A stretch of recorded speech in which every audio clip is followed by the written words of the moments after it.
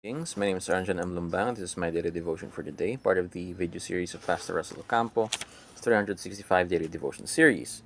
Yung topic po natin ngayon is yung last video siguro ng Armor of God na ang pangalan po or title is Prayer. So let's start with the scripture coming from Ephesians chapter 6 verse 18. And pray in the Spirit on all occasions with all kinds of prayers and requests. With this in mind, be alert and always keep on praying for all the Lord's people. So alam natin na sa pinag-aralan natin merong offensive and defensive tayong responsibilities siguro and capabilities and tools na binigay sa atin ng Diyos. Yung alam natin kailangan natin mag-marcha, we have to move in the way that is we put people or the kingdoms under the rule of God, parang ganun, or people under the rule of God, people under the sort of sovereignty of God, and use our own defenses to not only defend ourselves and maybe even others in the spiritual warfare. Pero ngayon makikita natin na importante rin yung prayer po in our spiritual warfare. Hindi lang basta offensive and defensive. There is a need for prayer. So merong three parts, merong offense, may defense, merong prayer. When we connect it to our first topic na prayer shakes the heavenly realms, diba? So when we pray, we not only affect or the physical realms or earth itself, we also affect or things in the spiritual realm move because of our prayer.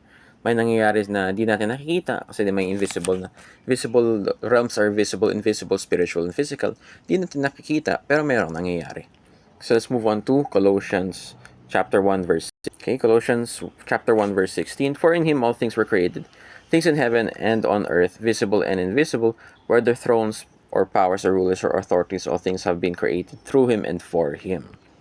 Basically, yung connection po nito is yung Diyos po, yung Panginoon po, may-ari na po na ng lahat. And very important po ito when it comes to Daniel chapter 10 verse. A hand touched me and set me trembling on my hands and knees. He said, Daniel, you who are highly esteemed, consider carefully the words I am about to speak to you and stand up, for I now have been sent to you. And when he said this to me, I stood up trembling. Then he continued, do not be afraid, Daniel, since the first day that you set your mind to gain understanding and to humble yourself before God, your words were heard, and I have come in response to them. So God, with all His authority, and tayo na may direct appeal tayo kay God, yung para sa court niya, pwede tayong kausapin si God. He has the authority and His decision, He has the sole authority to decide anong pwedeng mangyari kung based on our prayer, di ba? So nakita natin, based sa verse mismo, si Daniel, yung prayer niya, and to answer his prayer, nag-send siya ng angel.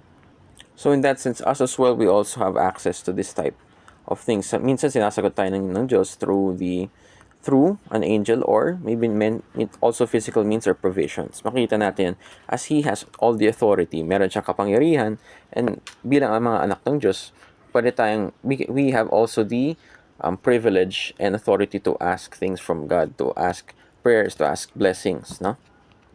And makikita natin, pag kinonect natin yan, na nagiging busy yung mga angels, which is our chapter 2. Prayer makes the angels busy. Kasi He affects the spiritual realms. Kung nag-utos siya ng anong pwedeng mangyari, sabihin niya, inutusan yung angels, gagalaw talaga yan. He has the authority. And when we pray, we're not praying to the angels para may gawin sila, no? We pray to God, and through God, He orders them. He decides na merong silang kailangan gawin, or kailangan nila tulungan tayo na kung based on our prayer na God protect me, parang ganun, may send the guardian angel, mga ganun paraan. So sometimes He can answer with angels, and the same way He also can answer our prayers through the use of other people, no? So minsan nagiging ganun yung nangyayari, di ba? Or naghanap tayo minsan ng sign, or naghanap tayo ng paraan sa buhay natin, tapos biglang may dadating na random bigla, no? Nangyari rin sa akin. Na random, tapos biglang tutulong sa'yo, out of the blue. Then, yun, nasagot yung prayer mo. That sole decision or that event is because of God.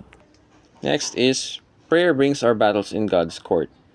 So, I think this will be the last teaching. Yung teaching po na ito is, is to bring our sentences, or rather, we pray not just for the effect yung physically, no?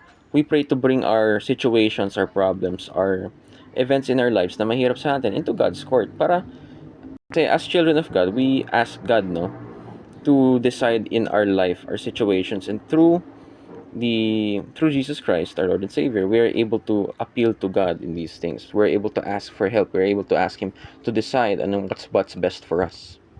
As if God decides on something, no one can change, no one can alter the decision of God.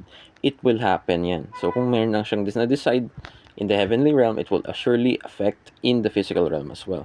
So not even the strongest angel or Satan can affect this decision. Di yan ma-alter, di yan maiiba. That is the final. Kumbaga, direct to the court yan, yung pinakahuling mangyayari, yun yung pinakahuling usapan. That is it, no change. So kung may mabless ka, di mo maiwasan yan, mabless ka talaga. That's how it goes. Okay, yun lang, and that's all. Thank you, and move on.